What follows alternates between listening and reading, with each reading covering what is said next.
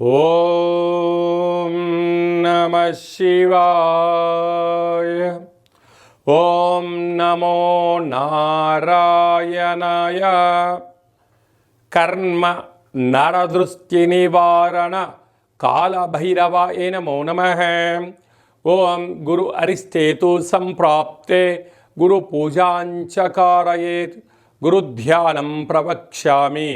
విద్య ఉద్యోగ విదేశీయాన రాజసన్మానోత్సవ గజసన్మానోత్సవ వివాహ తదనంతర పుత్ర పుత్రిక సంతాన సంబంధిత అరిష్ట దోషపీడోప ఉపశాంతయే. హరి ఓం. మా ఛానల్కి స్వాగతం. చూస్తున్న వీక్షకులకు ప్రేక్షకులకు ప్రియ కాళభైరవ భగవద్బంధులకి స్వాగతం పలుకుతూ మమ్మల్ని ఎంతగానో ఆదరిస్తూ ఉండబడినటువంటి ప్రియ సోదర సోదరీమణులకు, సనాతన ధర్మ సంరక్షకులకు, జ్యోతిష్య అభిమానులకు, పుష్కర స్నానం చేసేటువంటి ఆధ్యాత్మిక భగవద్బంధువులకి, అంటే 12 ఏళ్ళకోసారి మనకు పుష్కరాలు వస్తూ ఉంటాయి. కుంభమేళ, అర్ధ కుంభమేళ, మహాకుంభమేళలో స్నానం చేసే వారందరికీ మరొక్కసారి చిన్న విన్నపం ఏమిటయ్యారగా, వృషభ రాశిలో నుంచి దేవగురు బృహస్పతి మిథున రాశిలోకి ప్రవేశం జరుగుతుంది కనుక మనకు సరస్వతి మాత అంటే సరస్వతి నది పుష్కర మహోత్సవ కార్యక్రమాలు జరుగుతూ ఉన్నాయి. కనుక మనకు తెలంగాణ రాష్ట్రంలో కాళేశ్వరం దగ్గర మనకు అంతర్వాహినిగా సరస్వతి నది పుష్కర మహోత్సవ కార్యక్రమాలు గవర్నమెంట్ వారు కూడా పెద్ద ఎత్తున ఏర్పాట్లు చేయడం జరుగుతుంది. కనుక మనమందరము కూడా మే నెల 15వ తారీఖు నుండి 27వ తారీఖు వరకు మన వీలును బట్టి వెళ్ళి పుష్కర స్నానాన్ని ఆచరింపజేసుకొని ముక్కోటి దేవతల యొక్క ఆశీస్సులు, పుష్కరుడి యొక్క ఆశీస్సులు పొందాలని కోరుకుంటూ అందరిపైనను, ద్వాదశ రాశులపైనను, ఈ భూమండలం మీద ఉండబడినటువంటి అనేక జంతువులపైనను, పక్షులపైనను, ప్రకృతిపైనను దేవగురు బృహస్పతి యొక్క ఆశీస్సులు ఉండాలని కోరుకుంటూ అందరినీ చల్లగా ఆశీర్వదించమని కోరుకుంటూ మనము స్వామివారిని వేడుకుందాం. ద్వాదశ రాశుల్లో గ్రహ గమనాన్ని ఓసారి వీక్షింపజేద్దాం. 15/5/2025 నుండి 31/5/2025 వరకు ద్వాదశ రాశుల్లో గ్రహ గమనాల్ని మరొక్కసారి వీక్షింపచేద్దాం. మేషరాశిలో బుధ భగవానుడు సంచార స్థితి. వృషభ రాశిలో రవి భగవానుడు ఏడాది తర్వాత సంచార స్థితి. 12 సంవత్సరముల తర్వాత మిథున రాశిలో దేవగురు బృహస్పతి సంచార స్థితి. కర్కాటక రాశిలో కుజ భగవానుడు నీచభంగ రాజయోగ సంచార స్థితి. కన్యరాశిలో కేతు సంచార స్థితి. మీనరాశిలో శుక్ర భగవానుడు, శని భగవానుడు, రాహు భగవానుడు సంచార స్థితితో ప్రారంభంలో ఇలా ఉన్నాయి. 19వ తారీఖు 5వ నెల 2025 నుండి రాహు భగవానుడు కుంభరాశిలోకి సంచార స్థితి, కేతు భగవానుడు సింహరాశిలో సంచార స్థితితో ద్వాదశ రాశుల్లో గ్రహ గమనాలను మనం ఒకసారి వీక్షింపచేసాం. వృశ్చిక రాశి వారికి దేవగురు బృహస్పతి 12 సంవత్సరాల తర్వాత సప్తమ స్థానంలో సంచారం చేయనప్పుడు ఎలాంటి యోగాలు పొందాలో ఈ వీడియోలో సవివరంగా సంపూర్ణంగా తెలుసుకుందాం. వృశ్చిక రాశిలో ఏ నక్షత్రాలు వస్తాయనగా, విశాఖ నక్షత్రంలోని చివరి పదం 4వ పాదము, అనురాధ నక్షత్రంలోని 4 పాదాలు, జ్యేష్ఠ నక్షత్రంలో 4 పాదాలు కలిపితే వృశ్చిక రాశి. రాశాధిపతి కుజ భగవానుడు.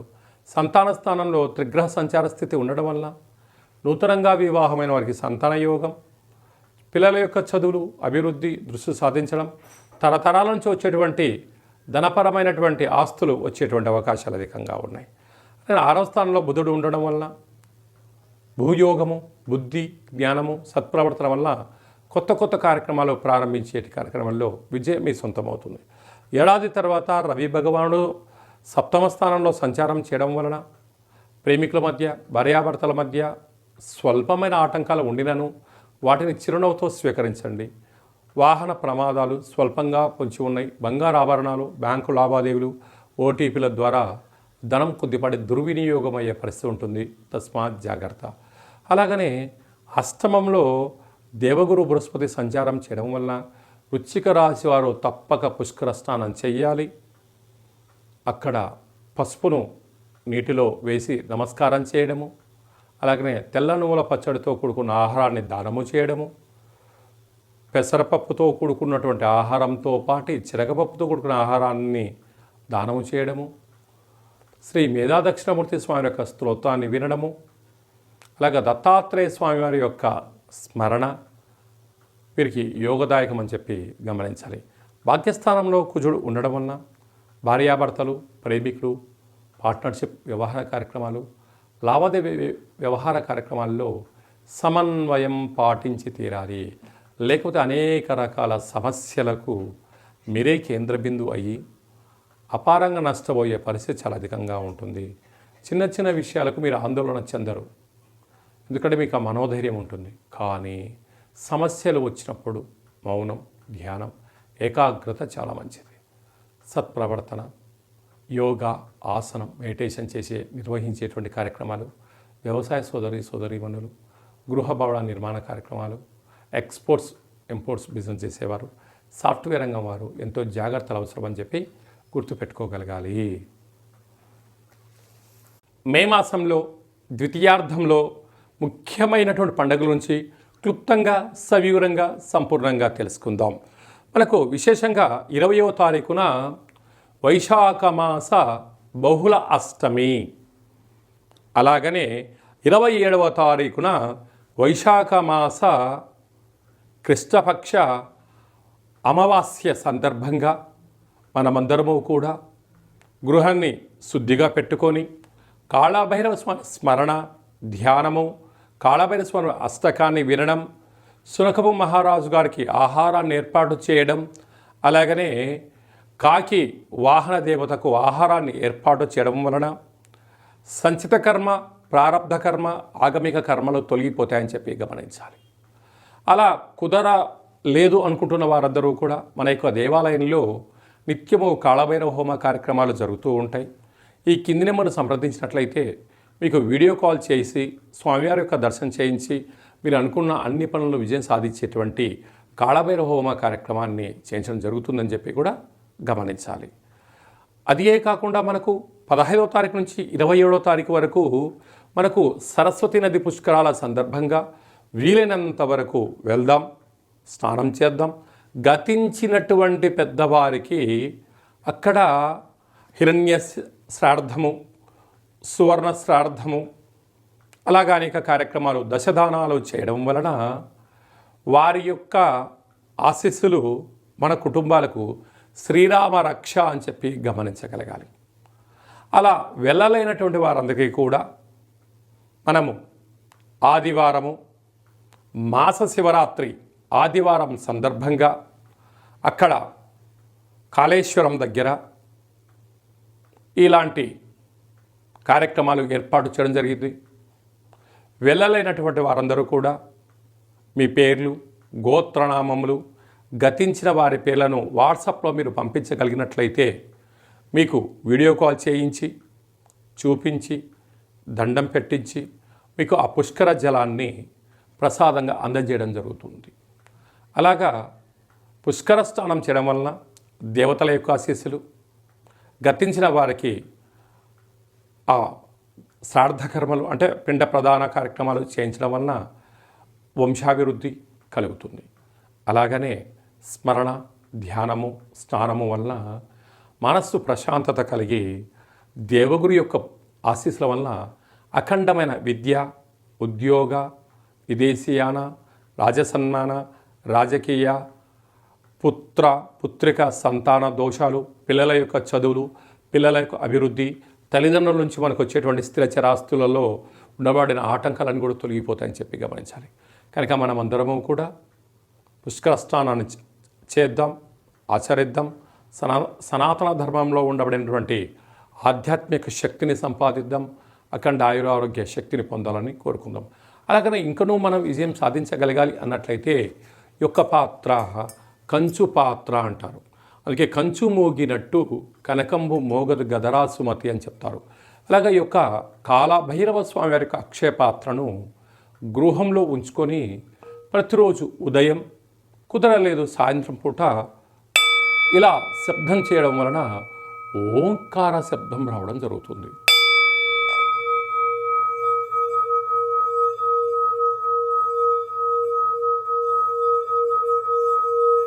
ఈ ఓంకార శబ్దాన్ని సృష్టించడం వలన, వినడం వలన మన మనస్సు ప్రశాంతత ఉండడం, గృహంలో ఉండబడినటువంటి జ్యేష్ఠాదేవి బయటికి వెళ్ళిపోవడం, ఇంట్లో వాస్తుదోషం తొలగిపోవడం, మానవుని శరీరంలో చక్రాలు వికసింపచేయడం, మనం ఏదైతే అనుకుంటున్నామో ఆ పనులు అన్నిటినీ కూడా కాళభైరవ స్వామి వారి ముందుండి నెరవేర్చడం జరుగుతుంది.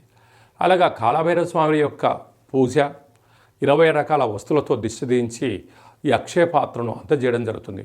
కనుక మనమందరము కూడా అక్షయ పాత్రను ఇంట్లో ఉంచుకుందాం, అష్ట కష్టాలకు స్వస్తి పలుకుదాం, అష్టైశ్వర్యాలకు స్వాగతం పలుకుదాం. అలాగే మీ వ్యక్తిగత జాతకం తెలుసుకోవాలనుకుంటున్నారా?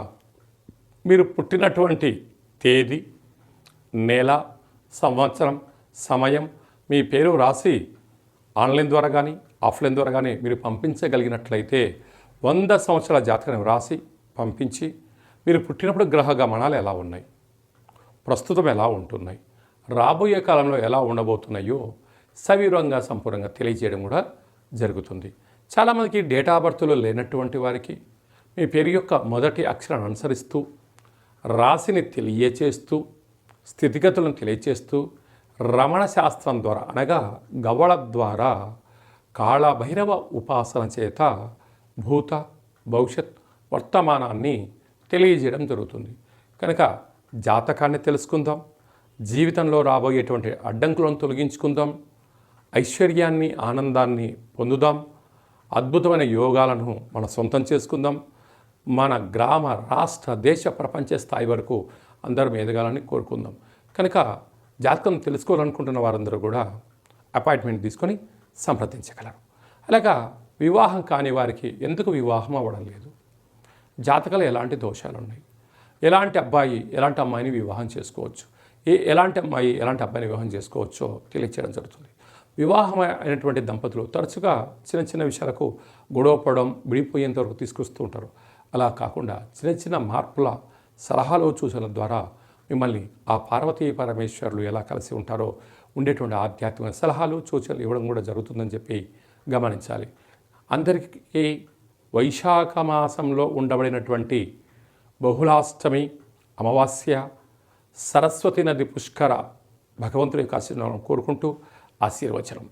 ఓం శతమానం భవతి శతాయు పురుష సతేంద్రియ ఆయుష్యేవేంద్రియే ప్రతిష్టతి ధనం ధాన్యం బహుపుత్రలాభం శత సంవత్సరం దీర్ఘమాయు సర్వే జనా సుఖినో భవంతు లోకా సమస్త సుఖినో భవంతు. సర్వం సంపూర్ణ కాళభైరవ దేవత, రుద్రదేవత, బృహస్పతి దేవత అనుగ్రహ ప్రసాద సిద్ధిరస్తు తదాస్తు. ఈ వీడియో మీకు నచ్చినట్టయితే లైక్ చేయండి, షేర్ చేయండి, మా ఛానల్ని సబ్స్క్రైబ్ చేసుకోండి. మేము చేస్తున్న ఆధ్యాత్మికమైన వీడియోలు అందరికన్నా ముందుగా మీరు చూడాలి అనుకుంటున్న వారందరికీ కూడా చూసి ఈ యొక్క ఆధ్యాత్మిక భక్తి సమాచారాన్ని భగవద్బంధులకు, మిత్రులకు చేరవేయండి. హిందూ ధర్మాన్ని కాపాడండి.